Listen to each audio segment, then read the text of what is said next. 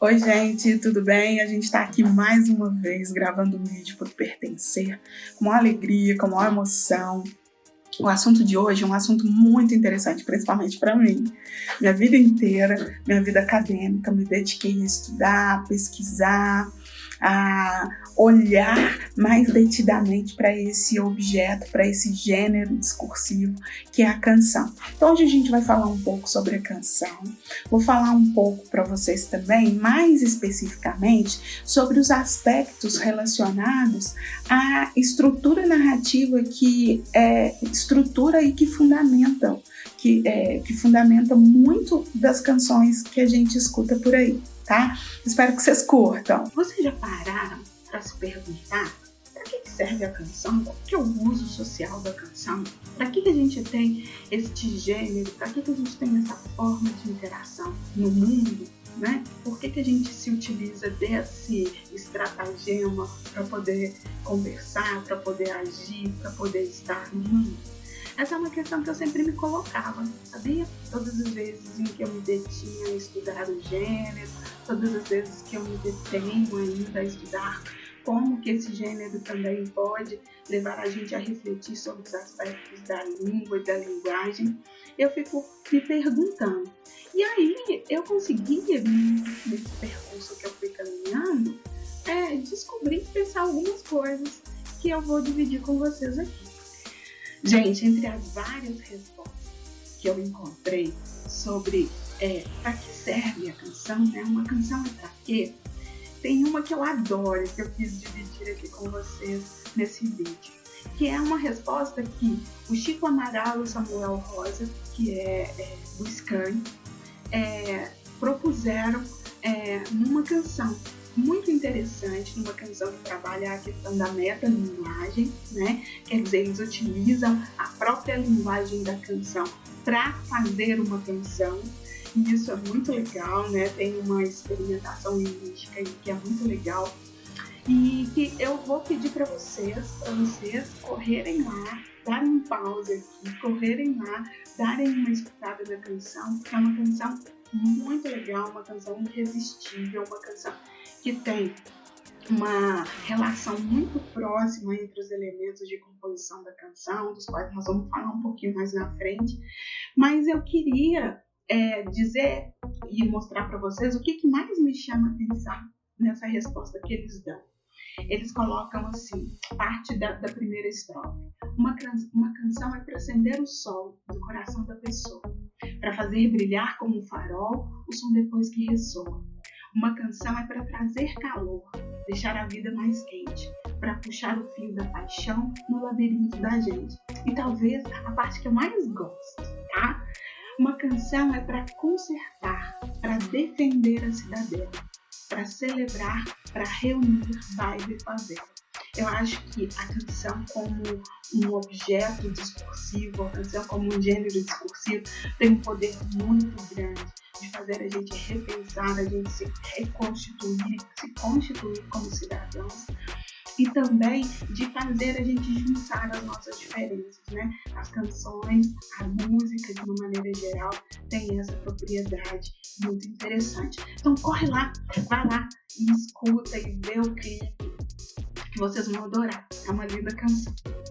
Vamos dar uma teorizada, né? Básica para quem quiser se aprofundar no assunto. Nós temos vários autores, vários estudiosos que se dedicam ao estudo da canção como gênero.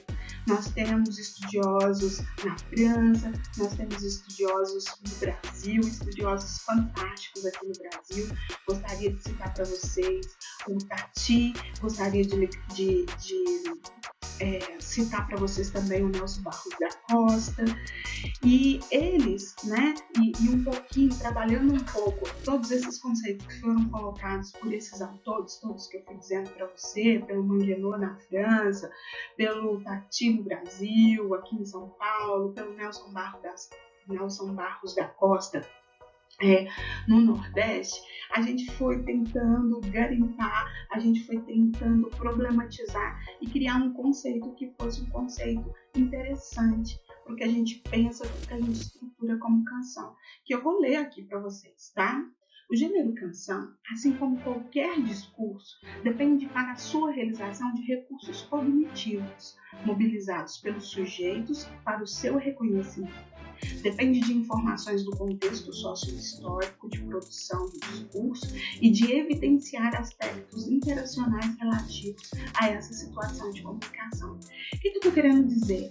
Que assim como os outros gêneros discursivos, a gente pode fazer uma comparação do gênero da canção com o jogo, né? Onde a gente tem os sujeitos que estão colocados, que podem se colocar como adversários, mas podem se colocar também como parceiros, né? A gente tem regras que são regras de formação, regras relativas ao estilo, regras relativas à estrutura.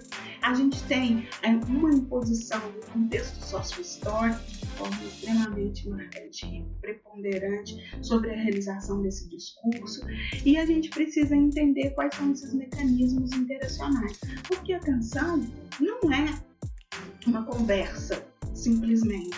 A canção não é uma receita de bolo, né? A canção não é, por exemplo, uma poesia simplesmente.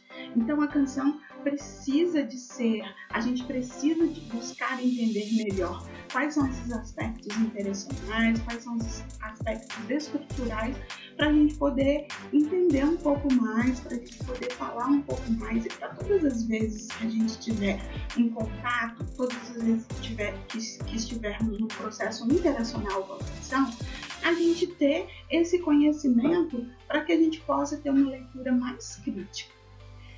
Eu coloquei uma problemática que eu acho que é muito interessante de a gente discutir um pouquinho mais sobre ela. Pessoa, quer dizer que música não é canção?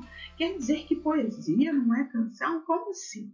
Não, acho que não. Acho que são coisas diferentes, acho que são coisas que têm papéis sociodiscursivos diferentes, por isso são gêneros diferentes, certo? Então, quando eu estou falando de música, eu estou falando de um aspecto.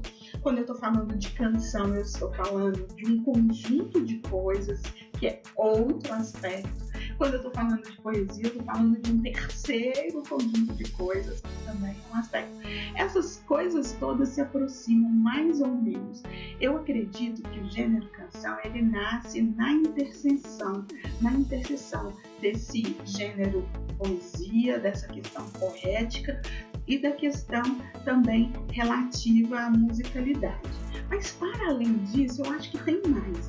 Tem outras questões bem interessantes na canção e que eu trago para vocês nesse conceito que eu fui desenhando, que eu fui cunhando à medida em que eu fui estudando aí. A canção, ou seja, o gênero canção é definido por nós como um discurso específico que se constitui por propriedades literárias, orais, musicais e de conteúdos, mais ou menos. Vamos falar um pouquinho melhor sobre isso. Que são acionadas pelo compositor, pelo intérprete e pelo público de acordo com as ações que são por eles mobilizadas nas etapas de composição, nas etapas de gravação e nas etapas de divulgação e de assimilação, né, e de recepção da canção também. Então, acho que a canção é isso tudo. Ela é um conjunto que possui propriedades literárias, por isso está de alguma forma muito próximo da poesia, de propriedades orais, porque eu acredito muito que a canção tem uma relação muito próxima com a oralidade, dos aspectos musicais que tem a ver com sons, com batidos, né? No caso do funk, por exemplo, no caso de músicas eletrônicas, né? De canções de rap, que tem essa levada e também um pouco da musicalidade misturada com oralidade e de conteúdo, né? Então a gente tem uma história sendo contada, a gente tem um conteúdo sendo passado nas canções também. Então eu fiz esse esqueminha, que é um esqueminha de alguma forma para tentar resumir o que eu disse para vocês antes, né? Então a canção a gente tem aí uma produção entre esses dois sujeitos, né, compositor e intérprete, e o leitor, ouvinte, público, e ela é constituída de propriedades literárias, ela é constituída de propriedades relativas à oralidade, ela é constituída de propriedades musicais e ela é constituída de propriedades de conteúdo.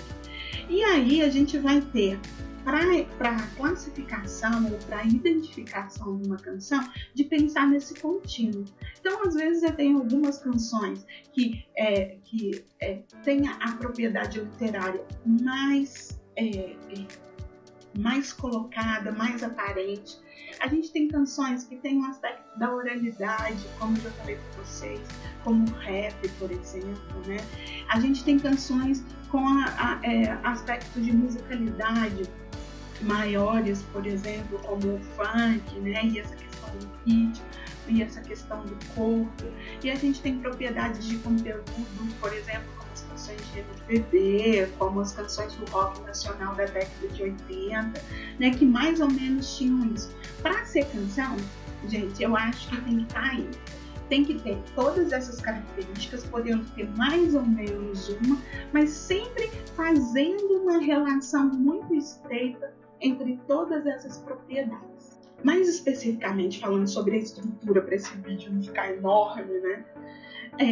Então nós temos a canção, a gente tem na canção a gente tem um dos elementos que eu considero como um elemento importante, é a sua história.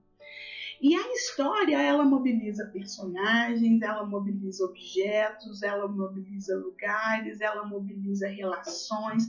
Ora, se ela mobiliza todos esses conceitos, a gente começa a perceber que há uma particularidade narrativa muito importante nas canções de maneira geral, né? As canções trazem características de narrativa muito interessantes. Quais características, Janaína? Todas essas que a gente já vem falando, que a Milton já falou em vídeos anteriores, que a Priscila já falou, que eu já falei um pouquinho também, e que vão constituindo o que a gente pode entender como esse aspecto e essa estrutura narrativa das canções.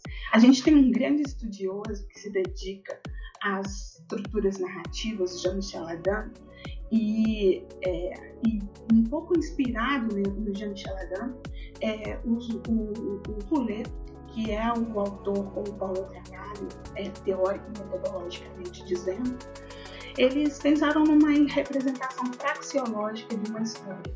Quer dizer, a representação das ações que são desenvolvidas numa história, portanto, a representação narrativa de forma muito, muito particular. A gente faz essa aproximação para deixar isso mais didático para vocês. Então, a gente tem, em todas as canções, a gente tem um estado inicial, a gente tem uma complicação, a gente tem uma resolução e a gente tem um estado final. Ah, Janaína, só nas canções? Não.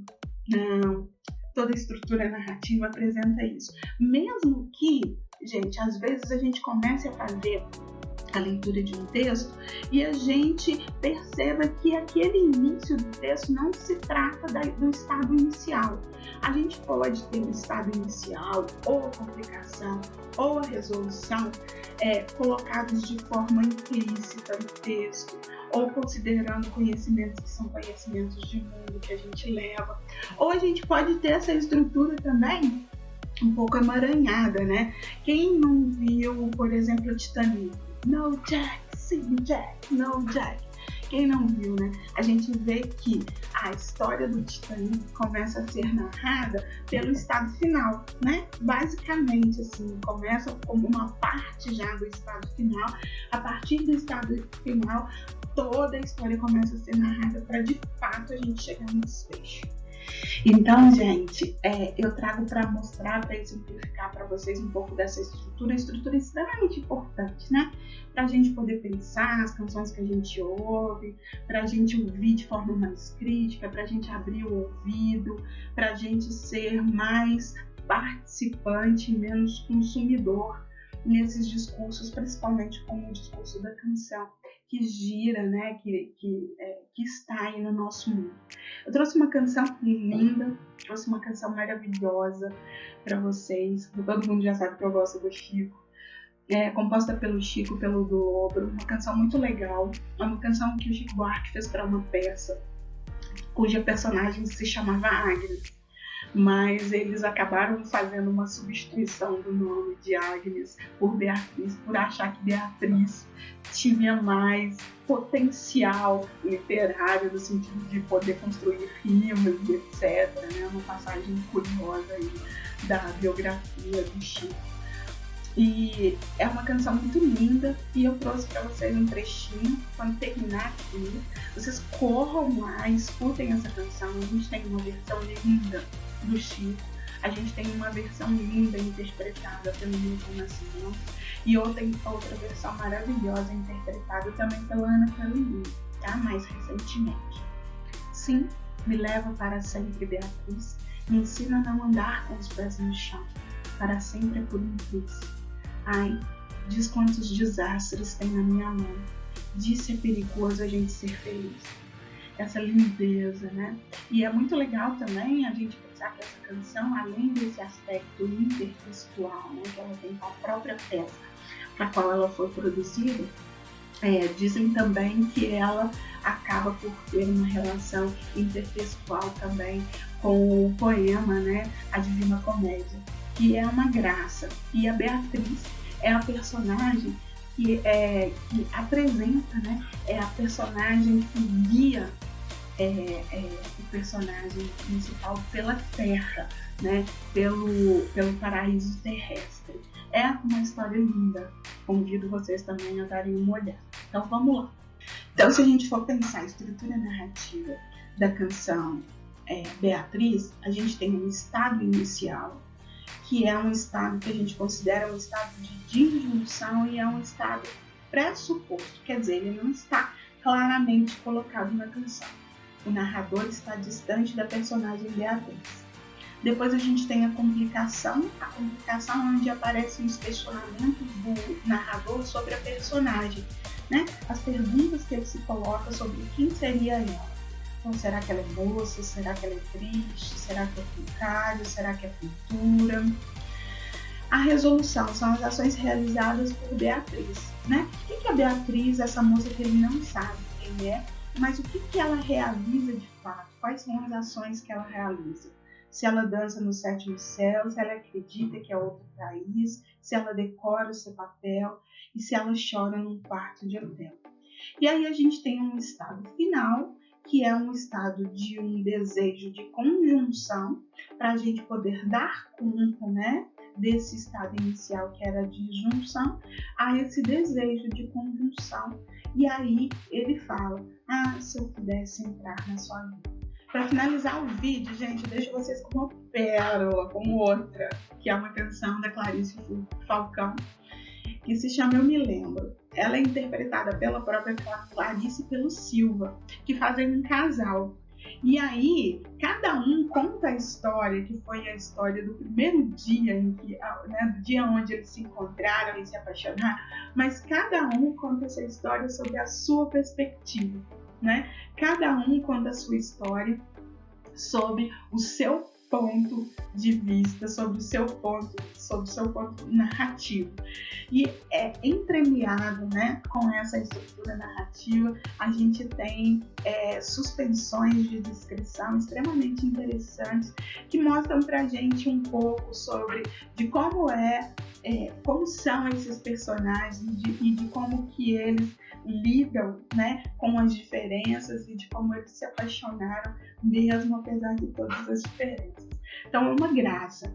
Então assim, olha, a letra da canção era amanhã, 3 da tarde. Então enquanto um acha que eles se conheceram de manhã, o outro diz que era 3 da tarde.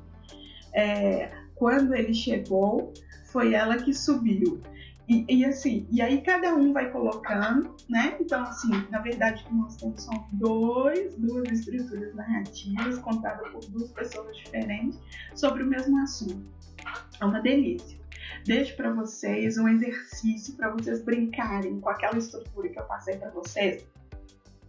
Que vocês possam pensar na estrutura dessa canção sobre a perspectiva de um personagem, sobre a perspectiva de outro, e ver como que essas coisas vão se aproximando ou se afastando para construir um conceito, para construir um sentido muito legal, muito bonito que essa canção faz para a gente.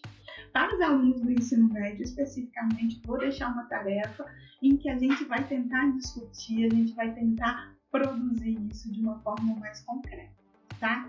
Gente, beijo para vocês, até mais!